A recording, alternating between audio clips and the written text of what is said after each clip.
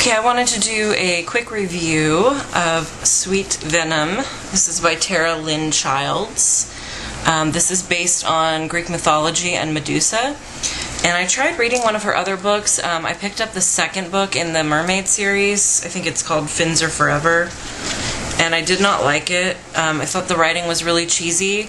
But this one I really enjoyed, actually. It was just a really fun read, and I think it was written well enough that I enjoyed the writing.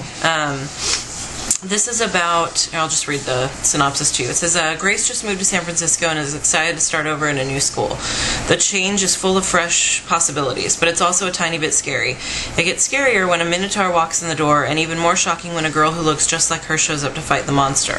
Gretchen is tired of monsters pulling her out into the wee hours, especially on a school night, but what can she do? Sending the minotaur back to his bleak home is just another notch on her combat belt.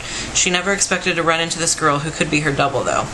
Greer has her life pretty well put together, thank you very much, but that all tilts sideways when two girls who look eerily like her appear on her doorstep and claim they're triplets, supernatural descendants of some hideous creature from Greek myth, destined to spend their lives hunting monsters.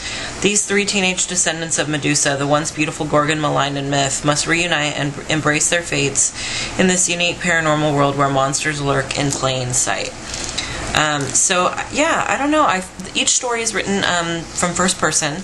So Grace and Gretchen and Greer all tell how they see the events first person. There is no third person in the book, and it flips back and forth between the girls. You got a distinct sense of each character. They were different enough that you could tell which character was talking, because they all have their own little personalities. And I really liked that it re-explains Medusa in a different way, so I've never heard of her talked about in this particular way before. So there was some Greek mythology in the background. The conflict took off right away, so right from the get-go, you kind of, in the first chapter, knew something was going on. My husband's blowing his nose, isn't that attractive? So yeah, it starts off right away with the conflict. There's a bunch of excitement and adventure. Each character kind of struggles with their own conflict. There are love interests for all three girls, although Greer's is kind of a boyfriend that she's had for a while that she's not super into. But Grace and Gretchen both have a kind of male interest. Not the typical sense of the gaga goo goo Twilight type of romance, so that was enjoyable as well. I seem to like the young adult books a little better when the romance isn't the central story, when there's something else going on and there just happens to be someone of the opposite sex hanging around. But yeah, I really recommend this. I think it was a great little book, and it was a fun read. I didn't want to stop reading. I kept wanting to find out what happened. I didn't like that it leaves you kind of hanging where you're trying to figure out what's going to happen next. And one of the characters doesn't come into the book until a little later, so I was kind of waiting and waiting for the third sister to show up.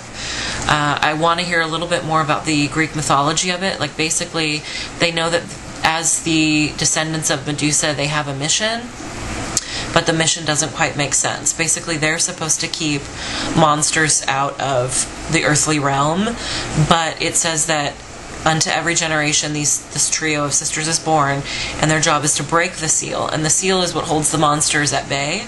So they're like, well, why would we break the seal if that's what would bring the monsters here?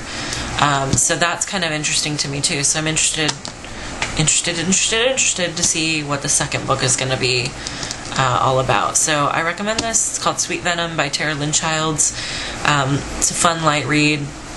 It's not anything deep, or, you know, doesn't have really any life lesson in it, but it's really fun. So thanks for watching, and I will talk to you guys soon.